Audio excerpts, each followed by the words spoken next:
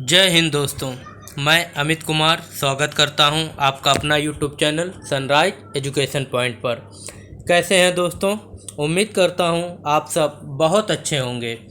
आज हम बात करेंगे मध्यकालीन भारतीय इतिहास के मुग़ल वंश के औरंगजेब के बारे में, जिसका शासनकाल 1658 ईस्वी से 1707 ईस्वी तक रहा।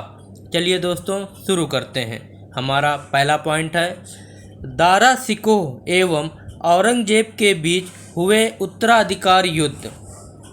पहला युद्ध था घरमट का युद्ध, जो अप्रैल 1658 ईस्वी में हुआ था और इस युद्ध में औरंगजेब विजेता हुए थे। दूसरा युद्ध हुआ था सामूगढ़ का युद्ध। यह मई 1658 ईस्वी में हुआ था।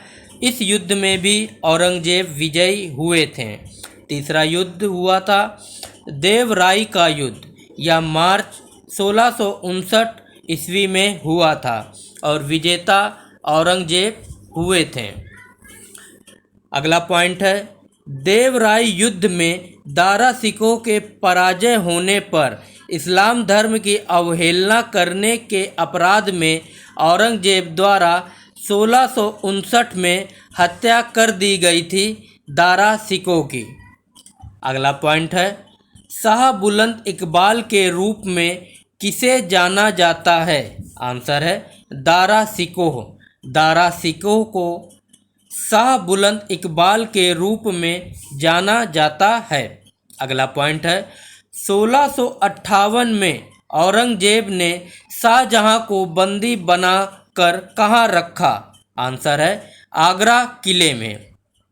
1658 ईस्वी में औरंगजेब ने शाहजहां को यानी कि अपने ही पिता को बंदी बना करके आगरा के किले में रखा था। अगला पॉइंट है दिल्ली की गद्दी पर बैठने से पूर्व औरंगजेब कहाँ का गवर्नर था? आंसर है दक्कन का।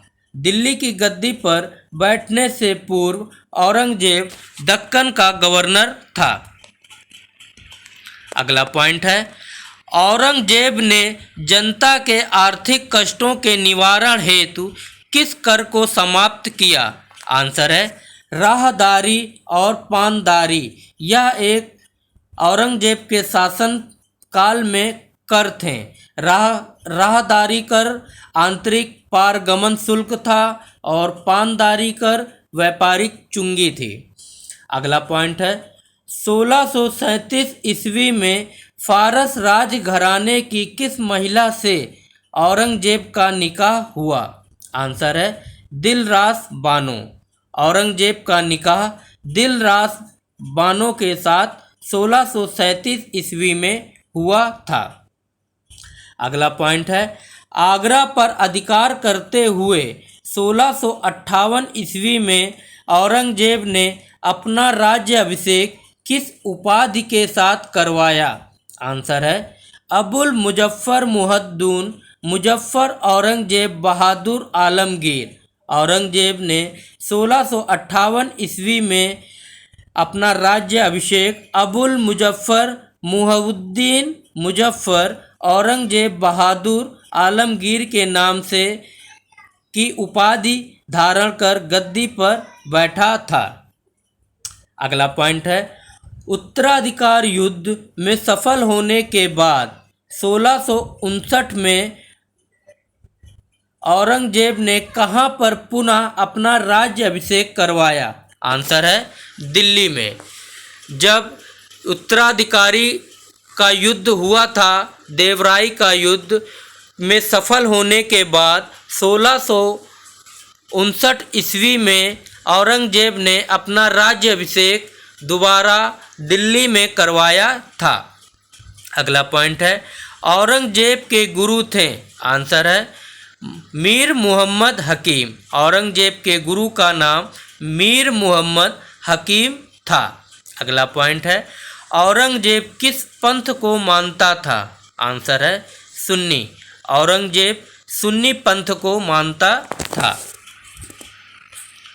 अगला पॉइंट है किस मुगल शासक को जिंदा पीर कहा जाता था? आंसर है औरंगजेब। औरंगजेब को जिंदा पीर कहा जाता था। अगला पॉइंट है 1665 में पुरंदर की संधि किनके बीच संपन्न हुई? आंसर है जय सिंह एवं शिवाजी। 1665 ईस्वी में पुरंदर की संधि जय सिंह और शिवाजी के मध्य हुई थी। अगला पॉइंट है किसके आग्रह पर शिवाजी ने औरंगजेब से मिलने का निश्चय किया? आंसर है जय सिंह। अगला पॉइंट है 1666 ईस्वी में औरंगजेब ने शिवाजी को गिरफ्तार कर कहाँ रखा? आंसर है आगरा किले में जयपुर भवन में। औरंगजेब ने शिवाजी को 1666 ईस्वी में गिरफ्तार करके आगरा किले में जयपुर भवन में रखा था। अगला पॉइंट है इस्लाम नहीं स्वीकार करने के कारण 1675 ईस्वी में दिल्ली में सिखों के किस गुरु की हत्या औरंगजेब ने करवा दी? आंसर है 9वें गुरु तेग बहादुर की।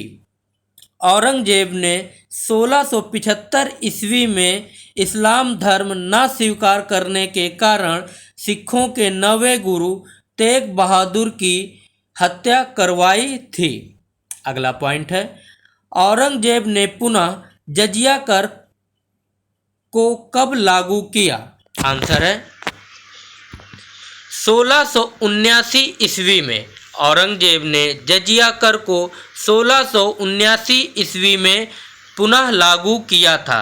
जजिया कर को अकबर ने समाप्त कर दिया था, किंतु 1679 ईस्वी में औरंगजेब ने जजिया कर को पुनः लागू किया था। अगला पॉइंट है 1679 ईस्वी में औरंगजेब ने बीबी का मकबरा का निर्माण कहाँ करवाया? आंसर है औरंगाबाद महाराष्ट्र। औरंगजेब ने बीबी का मकबरा औरंगाबाद में करवाया था। अगला पॉइंट है काला ताजमहल या दक्षिण का ताजमहल किसे कहा जाता है? आंसर है बीबी का मकबरा। बीबी का मकबरा को काला ताजमहल या दक्षिण का ताजमहल के नाम से भी जानते हैं। अगला पॉइंट है बीजापुर एवं गोलकुंडा को मुगल साम्राज्य में किसने मिलाया? आंसर है औरंगजेब। औरंगजेब ने बीजापुर और गोलकुंडा को अपने साम्राज्य में मिला लिया था। अगला पॉइंट है औरंगजेब के समय सूबों की संख्या कितनी थी? आंसर है 20। औरंगजेब के समय सूबों की संख्या 20 थी। अगला पॉइंट है वह फ्रांसीसी यात्री जो औरंगजेब का चिकित्सक था। आंसर है फ्राइकोइस बर्नियर। फ्राइकोइस बर्नियर एक फ्रांसीसी यात्री था और औरंगजेब का चिकित्सक भी था। अगला पॉइंट है 1665 में औरंगजेब द्वारा हिंदू मंदिरों को तोड़ने के आदेश के तहत तोड़े गए प्रमुख मंदिर। पहला मंदिर है जब औरंगजेब ने हिंदू मंदिर तोड़ने के आदेश दिए थे, पहला है सोमनाथ का मंदिर, दूसरा है बनारस का विश्वनाथ मंदिर, तीसरा है मथुरा का केशव राय मंदिर। अगला पॉइंट है औरंगजेब के समय जाट विद्रोह का नेतृत्व किसने किया? आंसर है गोकुला एवं राजा राम। गोकुला एवं राजा राम ने औरंगजेब के समय जाट विद्रोह का नेतृत्व किया था। अगला पॉइंट है जाटों ने किसके नेतृत्व में सिकंदरा में स्थित अकबर के मकबरे को लूटा? आंसर है राजा राम। अगला पॉइंट है औरंगजेब के शासनकाल में भरतपुर राजवंश की नींव रखी। आंसर है जाट नेता चूड़ामल।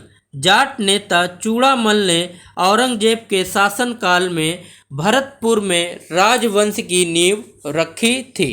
अगला पॉइंट है सर्वाधिक हिंदू अधिकारियों की नियुक्ति करने वाला मुगल अंग्रेज औरंगजेब के समय हिंदू मनसबदार की संख्या कितनी थी?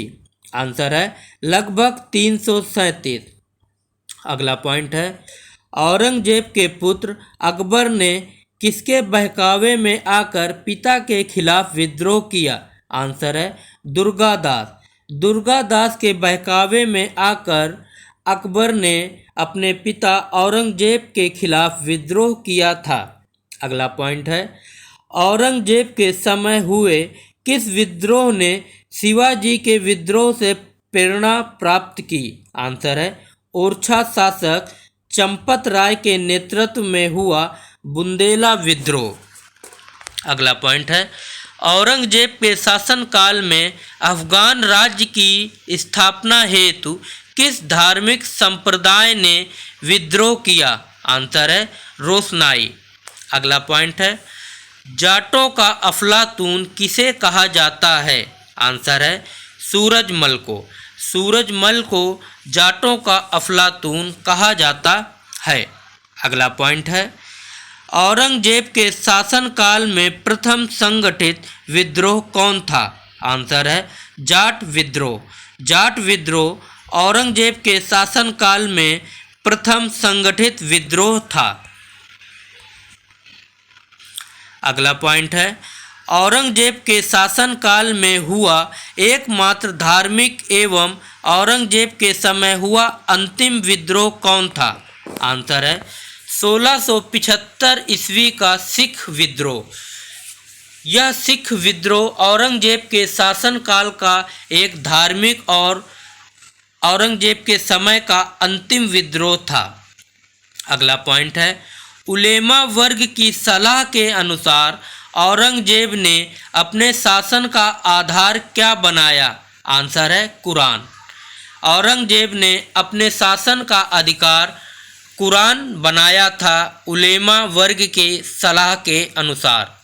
अगला पॉइंट है, किस मुगल शासक ने झरोखा दर्शन, तुलादान, नौरोज उत्सव आदि पर प्रतिबंध लगाया? आंसर है औरंगजेब। औरंगजेब ने झरोखा दर्शन, तुलादान एवं नौरोज उत्सव पर प्रतिबंध लगा दिया था। अगला पॉइंट है, औरंगजेब के शासन का मुख्य लक्ष्य क्या था? आंसर है दारुल हर्ब यानी कि काफिरों का देश को दारुल इंसान यानी इस्लाम का देश में परिवर्तन। हिंदी में अर्थ है काफिरों का देश को इस्लाम के देश में परिवर्तन करना। अगला पॉइंट है, भारतीय शास्त्रीय संगीत पर फारसी में सबसे अधिक पुस्तकें किसके शासनकाल में लिखी गईं? आंसर है औरंगजेब। औरंगजेब के शासनकाल में शास्त्रीय संगीत को फारसी में लिखी गई थी। अगला पॉइंट है, औरंगजेब की मृत्यु कब हुई? आंसर है 1707 ईस्वी में। औरंगजेब की मृत्यु 1707 ईस्वी में हुई थी। अगला पॉइंट है, औरंगजेब का मकबरा कहाँ है? आंसर है खुलदाबाद औरंगाबाद में। औरंगजेब का मकबरा खुलदाबाद में है जो कि औरंगाबाद में स्थित है।